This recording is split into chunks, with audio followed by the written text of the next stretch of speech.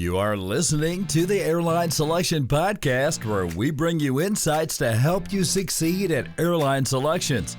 This podcast is brought to you by Airline Selection Program.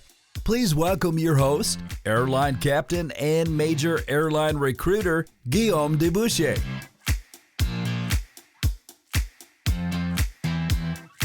Hi Dana, it's nice to see you again. How are you doing today? Hi, Guillaume. It's nice to see you too. I'm doing fine. How about you? Great. And I can't wait until our next topic. So what are we going to talk about today? Well, great question. Today, the topic that I brought for you is actually what I consider a kind of pilot superpower. It's about self-awareness. Yeah. Self-awareness. So it's definitely a good tool to have in your toolkit.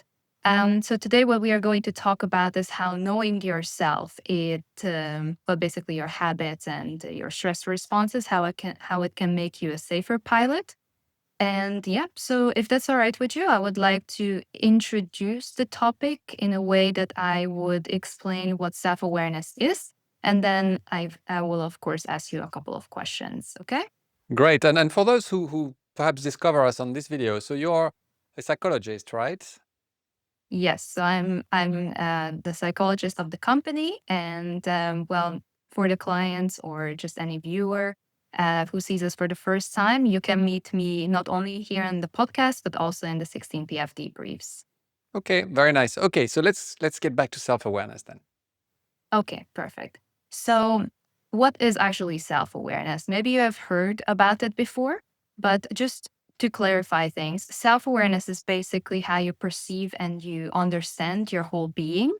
And this includes not only your personality, but also your actions and values and beliefs. So this is, there's a foundational aspect that is called metacognition. And this is how you think about your thinking process. I would say that this is something that helps you regulate your own emotions. You can anticipate how you respond to stress, and also how you can adapt your behavior to make it more suitable for certain situations. So for now, I think we have all experienced when we are doing certain things and then we evaluate how we are actually doing it. Is it beneficial for us? So it's kind of like a feedback loop. We gather data about ourselves. We evaluate, is it something good for us? And then if not, then we just adjust our behavior. So here comes my first question to you, Guillaume. So from your experience, does self-awareness influence a pilot's performance in decision-making during flights? Yeah, well, definitely. I mean, one of my CRM teachers would summarize CRM as the combination of situational awareness and self-awareness. And he was a quite well-known teacher when I sat his course to become a CRM trainer myself. And he said, if you were to summarize it, this is what I would say, because situational awareness is your awareness of the situation that's happening, and self-awareness is the awareness of your ability to respond. Okay, I hope this is clear, because when I say this at the beginning, you go, are you mixing self-awareness with situational awareness and summarizing CRM into situational awareness? I don't quite understand. No, what we're saying is that CRM is a very vast concept. But it's interesting to place self-awareness in front of the situation that's going on. So say that something, I'm going to try to illustrate this. Say that something happens on the flight deck. It's important that you are aware of it, but it's also important that you are aware of your ability to respond to it. And the first thing that comes to mind is, of course, fatigue. Okay, if you've got a complex situation that happens on the flight deck, but you're very tired, of course, you're not going to perform as well as if you were completely fresh. And even if you can, if the situation lingers on, such as a long, stressful diversion with things to then deal with on the ground, of course, come a point, if you're getting exhausted, come a point you're not going to be able to respond as well as if you were not. Recognizing that is important. recognizing it for yourself and communicating that to others has a definite impact on your performance. But it could be also that a certain situation happens, and now let's forget about fatigue. A situation happens, and it's something that you know of very well. Maybe it's something you've just seen in the sim lately. Maybe it's something you've just studied lately. Maybe it's something you're just very good at because you've always been good at it. Then you are aware that your ability to respond is very good, and you will be able to lead the resolution of this problem in a much more active way. Okay, of course, you're still going to use CRM. You're going to use your captain or your co-pilot, typically in this case, because we're talking about, something happens. I'm putting myself in my position as a captain. You're going to use your co-pilot, of course. But if you know the situation well, you have a very good ability to respond.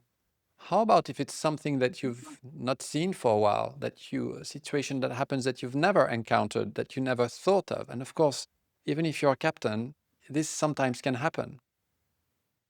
Or maybe it's something that you're not as good at as you are with other types of failures. Maybe it's a system that you are not as familiar as you are of others. So in this case, you need to be aware of it and not try and solve it all on your own when clearly you are limited here. So then Knowing you your would, own limits. yeah, Sorry, yeah, exactly. I just really like what you said. Yeah, knowing your own limits is very important here. That's it. So maybe, airplanes are complex, and maybe you don't know the intricacies of the hydraulic system in a level of detail that enables you to completely understand what exactly is going on that is maybe unusual. Of course, those who are viewing or listening will probably think, how can a captain not fully understand the hydraulic system? You know, you do, but I'm taking this as an example because we all have specialties. There are so many areas that you should know as an airline pilot. I'm taking this as an example. Imagine that this would happen, then it's good that you recognize it and go, actually, I'm not fully sure where the standpipe is on the hydraulic reservoir and what this means on the central system. I'm not 100% sure. So I'm not going to pretend that I'm sure. I'm going to ask the person next to me is the first thing. Let's verbalize it. Listen, I'm not quite sure why this is happening. Do you have an idea? Have you seen this lately in the sim? Or have you seen this recently? And if I don't know, and he or she doesn't know, well, let's take a look in the books. And if none of this works, then we can envisage other resources, such as perhaps calling the fleet technical pilot on the SATCOM if your airplane has one. Not every airline will equip every airplane with a SATCOM, but you see, this all came from you being aware that there's something that you're limited with. So it could be technical knowledge. It could be something linked to the interpretation of rules. It could be some intricacies in performance, and something happens, and you don't know if you're allowed to go to land on this type of runway with this type of limitation that you're carrying, and the interpretation of rules is not so clear to you. So you need to go, okay, I'm not 100% sure. Let's debate it. Let's take a look at the books and let's see what we can do, provided, of course, that you have time. Or it could be something else. For instance, something happens, you have to divert, and you have a choice of 2 or 3 airfields that you could make. Well, you've had a hydraulic failure, okay? You're allowed to, and there is a crosswind on that airfield that's the closest to you. Some pilots, and this might shock the audience, but some pilots are more comfortable with crosswinds than others. Of course, we can all land it at the max limitation, but not everybody does that every day. This happened to me a lot more when I was in the UK, where I was flying into a lot of crosswind. In Dubai, it's much less, okay? I've always loved crosswinds myself, but I know that I had some colleagues where they trained initially, in some countries, they're not exposed as much. So I know even though they became captains, that maybe they'd go, you know what, I'll prefer to fly 5 more minutes and go to a place that does not compile. This type of failure that has a potential impact on the controllability of the airplane and crosswind. So this person then would be aware of a limitation to not make things worse. Okay. Mhm. So that's very important. You see how this has a direct impact on safety. Yeah, exactly. And Okay. like what I heard from you before, not maybe not in this podcast, but when we were just talking, how you said that your ego has no place on the flight deck. No, That's yeah, that really remained with me because when somebody can tell the others that yeah, there's something that I don't know or there's something that I'm unsure about, of course, it's always better to prioritize safety, but it also creates a very inviting culture where the others are also feeling that they are able to speak up if that is what's needed. that's right. And just to finish on my example, no pilot will tell you Mhm. that they don't want to land on a max crosswind. Okay, it's you are qualified. You're supposed to do this. So they probably won't even tell it to their managers because then they're gonna have to go back into training. It's you wouldn't want to have a captain or a co-pilot for that matter that isn't able to do that. But you see what when you're making these decisions on a day that's not the same as others, maybe going into a place that has a runway that's very wet and you've had a problem on your brakes, and even though it will fit within the length of the runway, are you really going to do it? Do you feel that you could do it? There was a famous situation at the airline I was at where there was a crew that took off on a cargo airplane and the cargo hadn't been loaded in the right place. I don't know if I remember if it was that or there was a pallet that had been removed last minute without them knowing. And so the airplane struggled to rotate, managed to rotate, but then after that, it wasn't behaving normally. And they had to say, okay, we don't know how to do. What we know is that the airplane between these speeds will always be safe. And so they flew it between these two speeds. And then they retracted the flap, bringing it to a new bracket of speeds. And then after that, of course, they told ATC they did everything properly. It was a textbook resolution. And after that, they called the fleet technical pilot, who then lies with the airline, who then figured out how much weight had been missing and where. And then they redid all the calculations in the office to send it to the crew. Okay. So you see, admitting that you don't know how to do something and using someone else who can help you.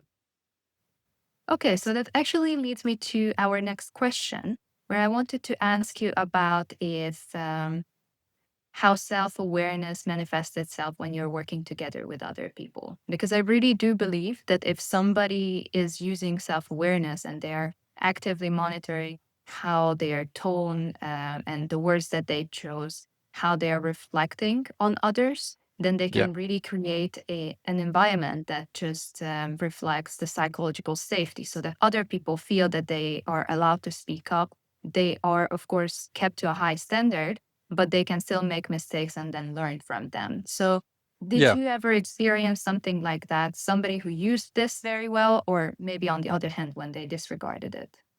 Yeah, well, we talked at the beginning about CRM, and CRM. Another way to describe it, it's allowing the flow of information to circulate smoothly, and that everybody who should be understanding something gets to understanding, and also feels that they can contribute back in a safe environment. Okay, where Mhm. feedback is welcome. You talked also about meta attention at the very beginning, and so this Yeah, is you said it in a different way, but there was the word meta in it. yeah, metacognition, when you're Metacognition. thinking about your own way of thinking. That's right. So it's also about the meta attention is something that I've encountered in the different personal development books that I've read, which is having a little being slightly outside yourself, able to have attention on what you are doing and a sort of objective view of what you are doing, and keeping a little bit of attention onto your awareness, so to say, right? So it's a awareness of your awareness, so to say. Mhm. And when you have that, you're able to see, okay, am I taking into account the other person's state of mind?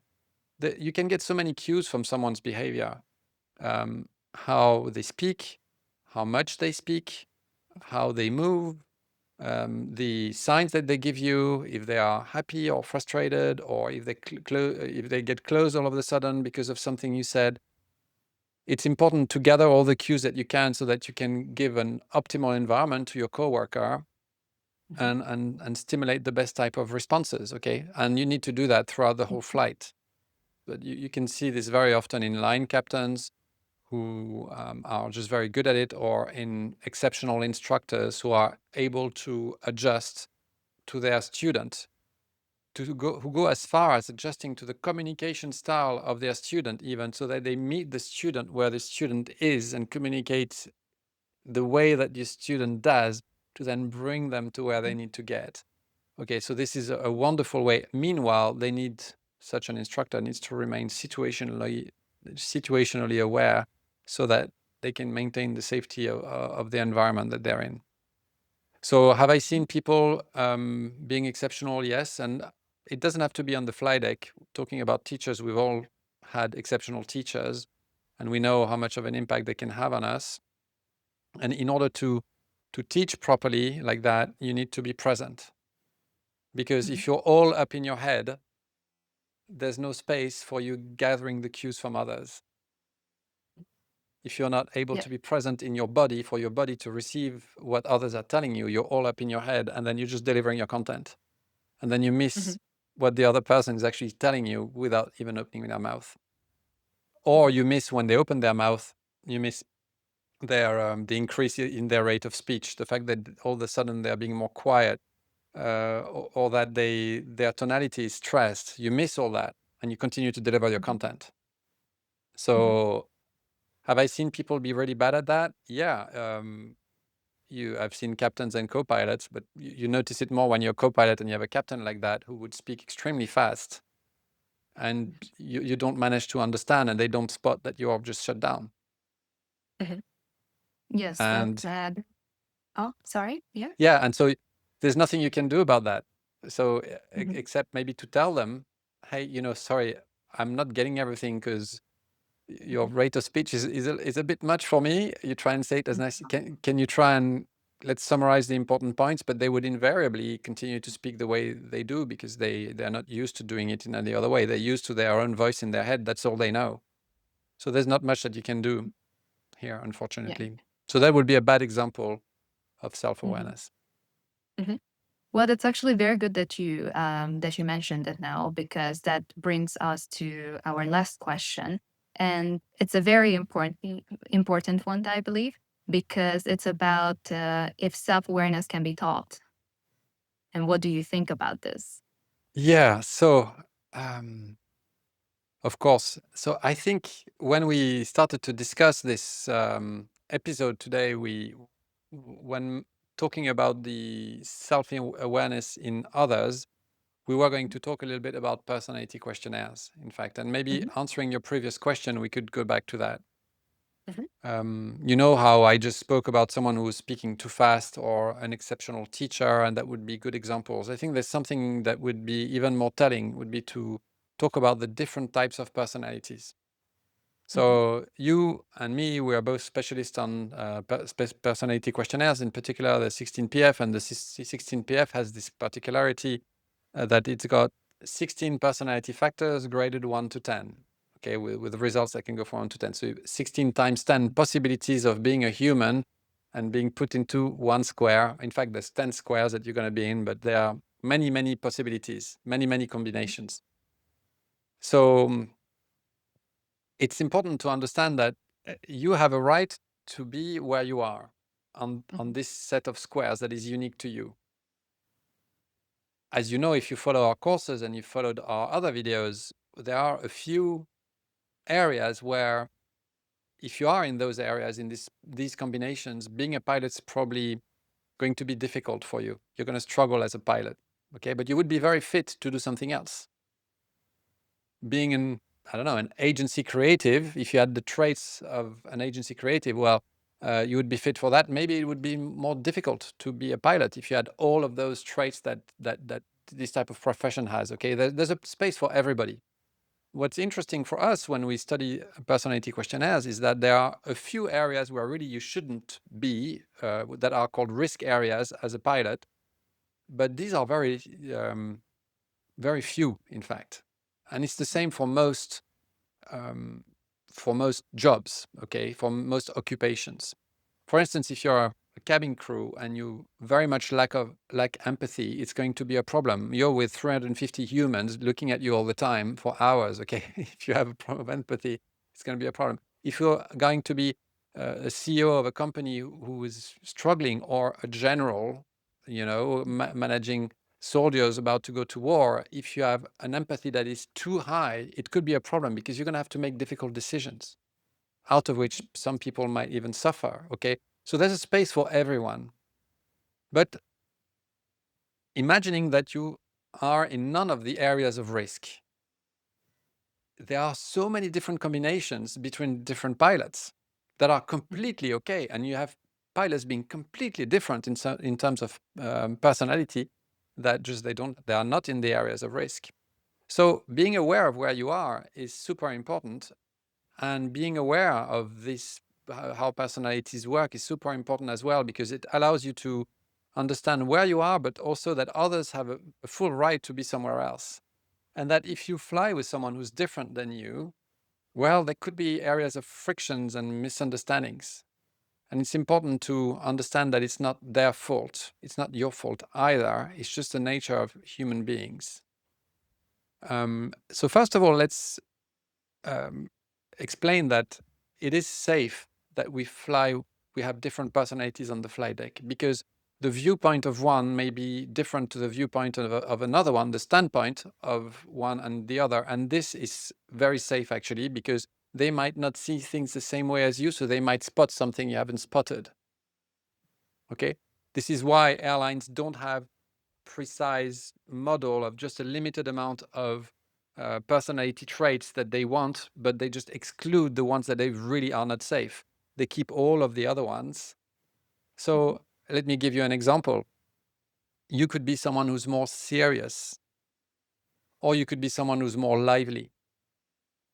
Someone who's more serious, someone who sees life in a more serious way. It doesn't prevent them from cracking a joke every now and then, but they're someone who prefers peace and quiet. They're at work to work. On the opposite end of that one personality trait, you will have people who are very lively. They're a bit of a clown in life, probably in private life. They like noise. Maybe they come from a big family. And for them, entertainment's important. That's actually how they can keep their focus somehow. So if these two fly together, the one is going to want to read their book in the cruise. The other one is going to want to invite cabin crew on the flight deck to maintain a bit of entertainment and fun over the Atlantic. You see how these two could quickly get annoyed by each other? The one would go like, this person's noisy and I can't rest. And the other one's like, wow, this guy's boring. And I can't wait until this is over. But if you understand, just so you know, I'm a serious 3, so I'm quite serious compared to the average. It's true that when I flew with someone who was very, very lively, it was exhausting me. Okay, and it's true. But when I got to understand personality questionnaires, I understood. Oh, he or she's got a right to be there. Let me move towards them. It's an area of progress for me, and I'm certainly not going to get annoyed with them, because that's a lack of emotional intelligence. In fact, change always starts with you. So you cannot expect the other person to change, right? So there's this one. There's also some people are more organized or less organized. There's also some people are more private, less private, meaning that some people can open themselves about their private life to people they don't know very much, and others tend to never do that, because in their family you don't talk about your feelings and you don't talk about anything private. And well, some people are like that, and it's perfectly okay. But if I'm someone who tends to be quite open about my personal life on the flight deck. If I fly with someone who's not open at all, they're going to think that I'm very indiscreet and open myself too much, and they're going to feel uncomfortable. And if I fly with someone who who doesn't talk about, still don't know if they're married after 3 days of flying, I'm going to start to get suspicious. What else are they hiding? So it's super important to understand self-awareness, to have self-awareness, awareness of where I am on average, knowing that it can also change on the day depending on how I got up in the morning, and use that to better interface with others and to give them the best day that you can give them, because it's the only thing you can impact. Mhm. Okay. Yes, I totally agree with that. When I was preparing for this session, I have read that, well, research does point to that there are some people who are just generally more self-aware, but this is definitely something that could be learned. And I was Yeah. just thinking about, okay, but how can we do that? And of course, there are some structured ways to do that. Mhm. Some people use journaling, some people just generally ask for feedback. I think that is something that we can all try in our lives, because if you just go on with your career, and of course, you're going to accumulate flight hours, but just experience, if that is not paired with reflection, then I think that those people are missing out on certain things. Yeah, definitely. Definitely. And it's interesting that, when people come onto advanced interview course, of course, we send them a feedback form in the end to see how we can improve on the course. And very often they're happy with the course, very happy with the course. And the one thing they say always is that they enjoyed so much finding out about the 16PF and their personality questionnaire, something that recently we actually discussed, because they were very, very happy to be able to speak with a psychologist as well. So it's interesting because people then realize that there's so much they can do with this information, in fact. They can initiate a change if they want. Nobody's forcing them to. If they want, they go like, oh, it's interesting. Compared to the average population, I'm here. I thought I was elsewhere, but I want to go. I pictured myself somewhere else, and maybe I need to work to get to where I want to be, actually. We're not telling them to do that, but they can initiate a change just by knowing where they are. And that's a beautiful Yes. thing. Yes, I really like how you said that. Actually, just a couple of days ago, I had a 16PF client who clearly knew where he was, and I Right. even jokingly asked him, do you need me for this session?" Because yeah, it's very nice to see that some people know themselves quite well. And I think just for others, if they're interested for their personal life or for their interview, it can be quite beneficial. Yeah, and for those who know where they are, actually, having a scientific confirmation is reassuring as well. It does them a lot of good. And for those who maybe were a bit surprised with the results, or need to feel that they need to evolve, or people who can be a bit, are wondering if they can do something about something that they don't like the way it came out. We speak to them as well. Like I said, it's very rare that people are at any of the extreme combinations that would prevent them from being a pilot. But some people want to talk after that, and you offer psychology sessions, don't you? Mhm. Yes. Yeah. So psychological guidance sessions, we do offer that here at ASV. Yeah, that's something that's really nice, because sometimes we talk about a lot about pilot well-being these days, and it's not uncommon throughout training and after that in the gap period after flight school, or even as a young cadet, a young ab initio who's not been much on a plane and has lots of questions, and maybe very young in life and is asking themselves how they would fit. It's a really good thing to know that you can talk to someone and have a bit of a chat, and reassure yourself on a few things, or maybe have some avenues of where progress could lie. Because life, I mean, I'm a bit older than you, Dana, and life is all about progress, and we progress our whole lives. And you will hear pilots, and old pilots, older than I am, tell you that they learn until their last flight. There is an opportunity for progress every single day of your life. I find that personally beautiful. And you can only progress where you have room to progress. You can progress everywhere, but where you have a lot of room to progress, it's exciting, because with just a little bit of work, you can get, great results. And all that is needed in this case is to make a beginning. So, Yes, I really like that. And talking about progress, I think that we have talked about this topic quite long. So I we can think move that to the we next. should take I think we should take our time to cover other grounds too. Okay, So that's I good. guess I will see you later in the next episode. Yeah, we'll see you in the next video. Thank you, Dana. Thank you so much. Bye-bye, everyone. Thank you. Bye. This podcast was brought to you by Airline Selection Program, a company that is focused on helping you succeed at airline selections. Our flagship course, Advanced Interview Course, has helped hundreds of pilots just like you become successful. Visit our website at online.airlineselectionprogram.com and find out how you too can get the job of your dreams.